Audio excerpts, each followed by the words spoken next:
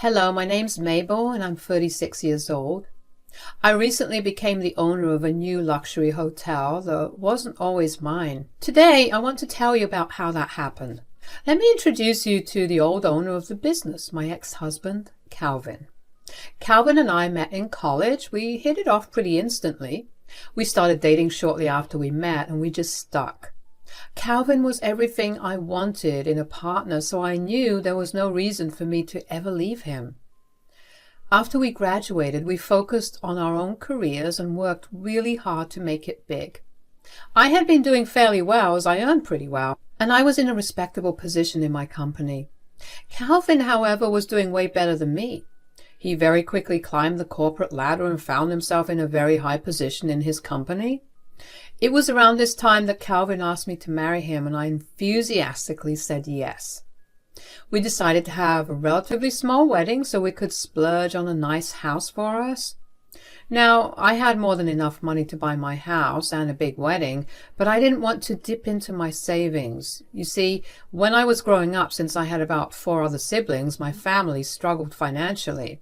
Both my parents worked in high-paying jobs, but having 5 children so close in age did not help. So as soon as I started working, I began saving up.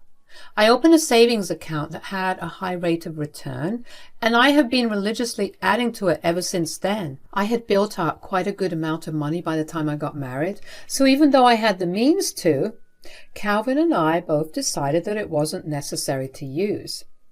Anyways, after that, Calvin and I lived pretty comfortably. We never really lacked anything, and on more occasions than I'd like to admit, we made impulse purchases that would make anyone's eyes pop out of their skull. I'm only saying all this so I can paint a picture of just how good we had it.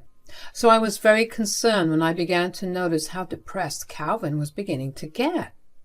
He seemed so lifeless and rarely talked to me.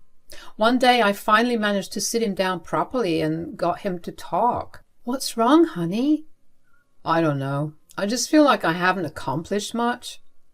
"What are you talking about? You're at your peak right now. You're one of the highest paid employees in your company and you have the next highest power after the CEO. Yeah, I know. It's just, it doesn't feel right." "What do you mean?" "Well, I'm grateful that I get to make so much money and exercise the power that many people dream of, but this is not what I always had in mind." "Are you talking about your dream to open up your luxury hotel?" "Yeah. I mean, now is the perfect time to do it, right? I've achieved whatever I needed to, and we're definitely really comfortable with our lives." "So what's stopping you?" "It's a huge risk, Mabel. If I have to start something that big, I'd have to quit my current job and we'd be able to survive on my savings for around another 4 to 5 years.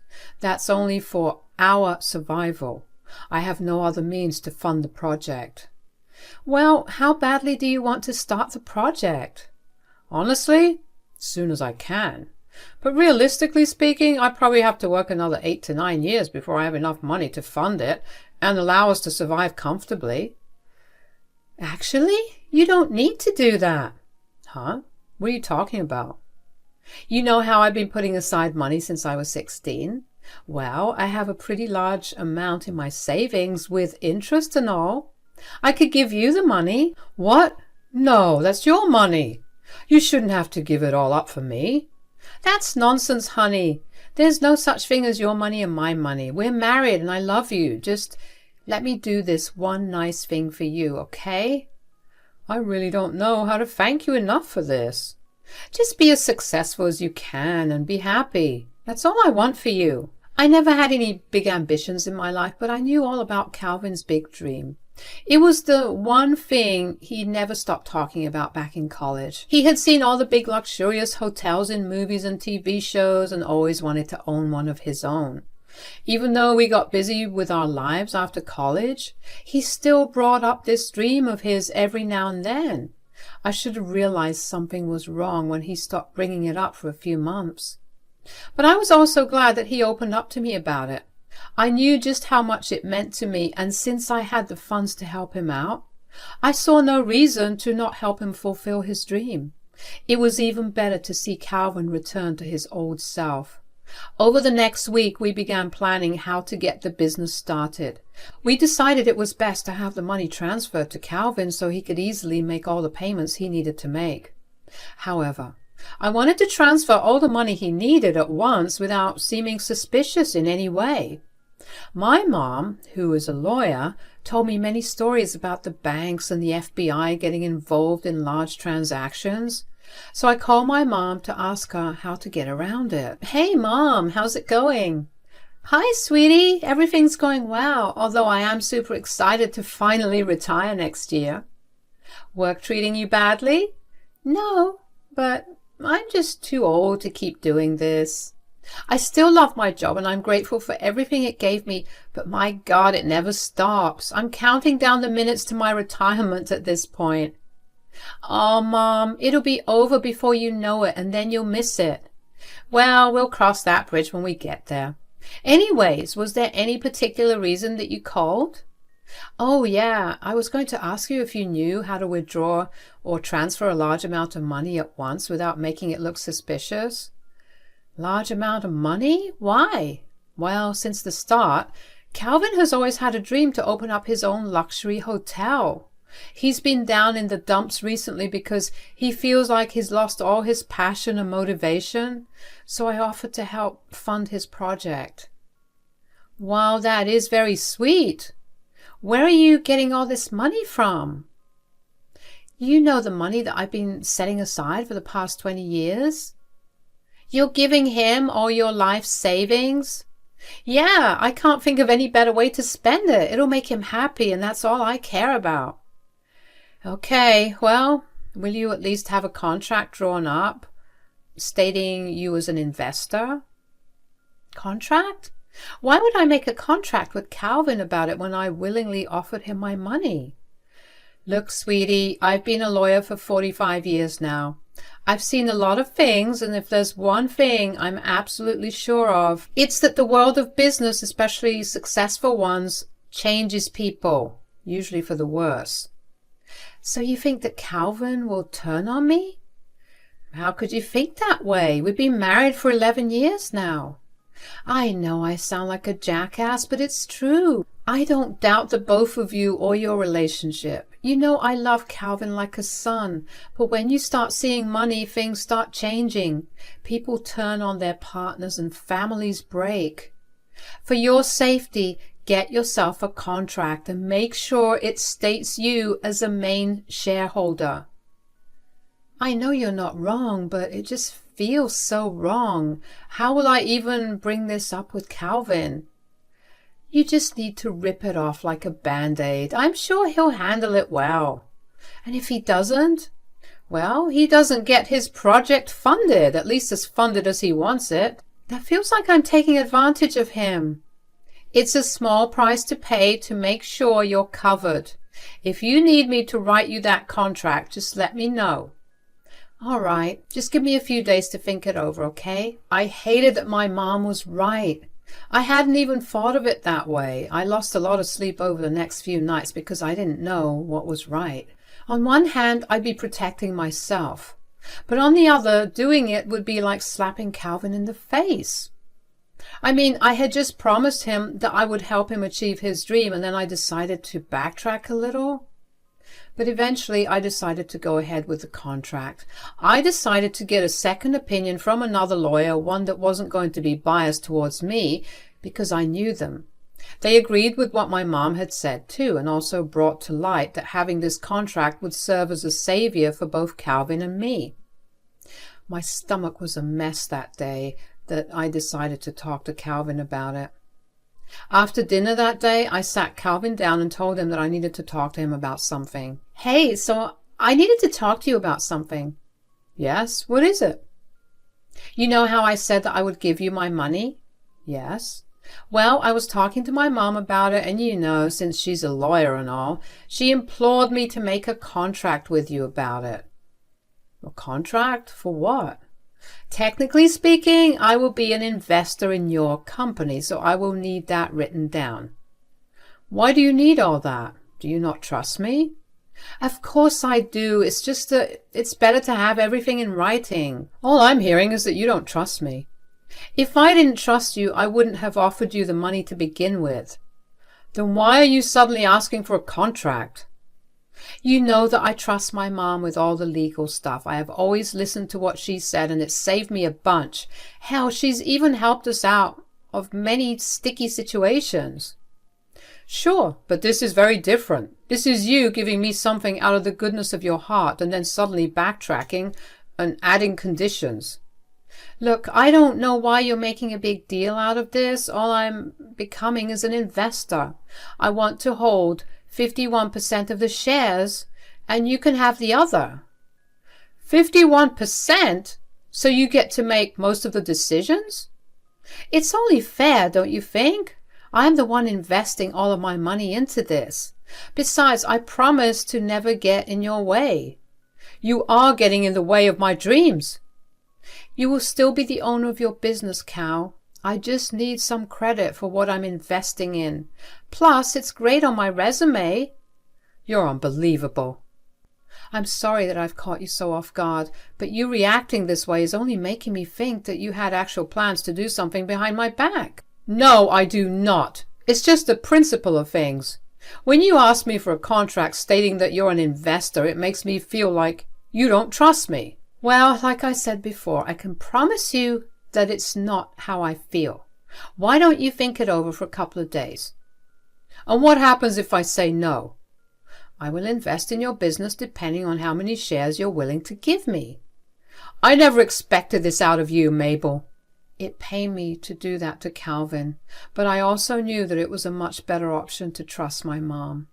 Calvin didn't speak to me for a while after that. I tried to talk to him and explain my perspective.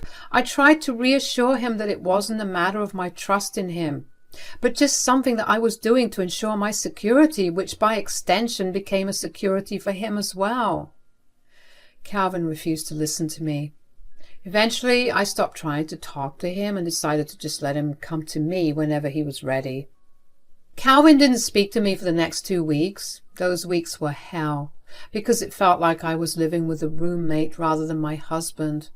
I came really close to just giving in and telling him to forget about everything that I had said.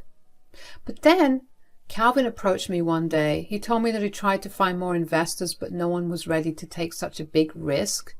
And those that wanted to invest in him didn't have the kind of funds that he needed. He made it clear that he hated that I had conditions to help him out, but he had no choice, which was why he was taking me up on my offer. I understood where he was coming from, but I was quiet. Over the next few weeks, we got his business registered and funded. We found a plot in a prime location, and the construction began.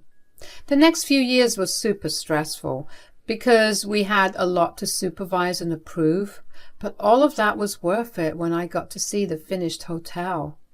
It was beyond luxurious. It was something straight out of a movie, and I just knew that it was going to be a big deal. I had been really excited about the grand opening, but Calvin told me not to come because he didn't think I needed to be there. We had a small spat about it, but eventually I gave in. I still don't know why I did, but I guess I was just hurt and angry. Calvin apologized profusely after he came back from the grand opening and worked hard to make up for what he did. He never gave me an actual reason for why he didn't want me there, but eventually I just dropped the topic altogether. One day, Calvin came back home particularly happy. It had been about a year since the hotel opened, and Calvin almost always came back home really tired and never in the mood to talk. So to see him so happy was truly a surprise. I asked him what made him so happy. I cannot even begin to tell you just how well the business is doing. Just the other day, we had a bunch of famous actors and actresses stay there. I'm so glad that it's all working out well. Ah, life finally feels colorful again. We also got glowing reviews about our food. I knew it was a good idea to take extra time to find properly trained chefs. That's wonderful, honey. I'm so proud of you for everything that you've achieved. You do deserve this and so much more. But when am I going to get into this famous hotel of yours? You want to dine in it? Well, yes. I do want to see what all the buzz is about. I want to taste the good food and bask in the luxurious atmosphere. Oh, I don't think that's a good idea. What? Why? Look, let's be real honest with each other here. You're the furthest thing from posh or classy. I don't want my business's image to tarnish because of someone who looks like you. Are you actually being serious right now? There's no need to get all upset about it. I'm only speaking the truth. Why wouldn't I get upset? I invested everything into this only for you to tell me that I'm not welcome because I don't look like I belong there? I get a lot of high-profile clients, okay? And you know how the rich are? They're all snobby and believe that only they have certain things. If they see you dressed like you usually do, my business will start to tank. You really are something, aren't you? What does that mean? You just showed me your true colors, and I'm going to make you pay for it. There's no need for any empty threats, okay? I'm simply doing what's best for my business. That is something you'll never understand, unfortunately. I was so angry that I was calm. I couldn't believe that my own husband thought so lowly of me. What had I done to him to deserve this view? All I could think about at that moment was how I had lost all the money that I had invested. It all felt so pointless to have even tried to support my husband when he thought I was not allowed to enter the hotel based on something so superficial. I never even got to pocket any of the returns on my investments because that went straight into Calvin's pocket. That was something I was happy to give him because I was already earning enough for myself through my own job. It was not like Calvin spent that money on anything but the house anyway. But now I needed to get it all back. I saw no reason for someone as ungrateful as him to own his dream. He must have forgotten just how his business came to be, because if he did remember it, he would never have treated me that way. I wanted revenge, and I knew just who to go for that. I called my mom up after Calvin left the house to give me space to cool down. I told my mom everything that had happened and asked her if I could do anything. She told me that since I was the major investor and shareholder, I had a total say in what happened in the business. No big decision could be made without my approval, and I also got to decide who owned the business. Armed with that knowledge, it was only a simple process of holding a board meeting with the rest of the shareholders and letting them know that there had been a change in ownership. Of course, I was asked why the sudden change, and when I explained what had happened, most of them looked shocked. Some of them even snickered at the absurdity of Calvin's actions. By the end of the meeting, all of them were on board with my plan. Then came the paperwork, which took a little while. I knew that everything had been done successfully when Calvin came back home one day, fuming. He stormed into the house and began yelling my name really loud.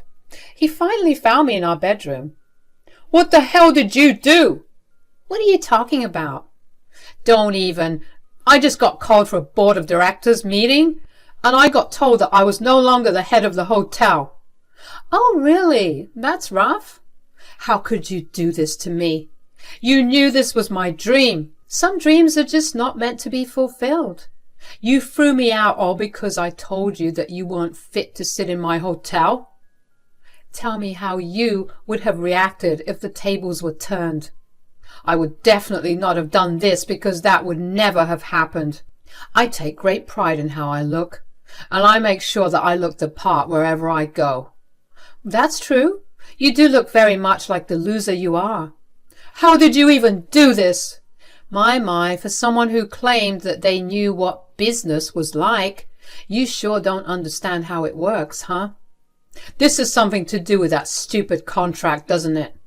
Since I'm the major shareholder, I get to have a say in the ownership as well.